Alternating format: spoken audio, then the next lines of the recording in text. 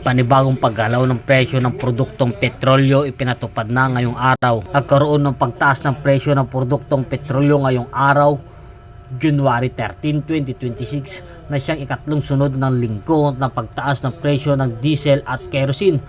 Sa magkahiwalay na abiso, sinabi ng Sea Oil Philippines Corporation at Shell Pilipinas Corporation na magtataas sila ng presyo kada litro ng gasolina ng 0.30 pesos, sa diesel 0.20 pesos at sa kerosene 0.30 pesos.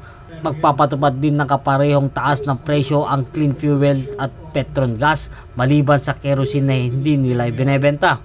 Naging epektibo ang pagtaas ng presyo kaninang alas 6 ng umaga para sa lahat ng kumpanya maliban sa clean fuel na magpapatupad ng pagtaas mamayang alas 4:01 ng hapon. Samantala wala pang anunsyo ang iba pang oil companies kung magtataas din ba sila ng presyo ngayong linggo. Mula sa himpilan ng Margo TV Broadcasting Network, sa programang Sama Ka na Kabayan, Ariel Torres, Correspondent.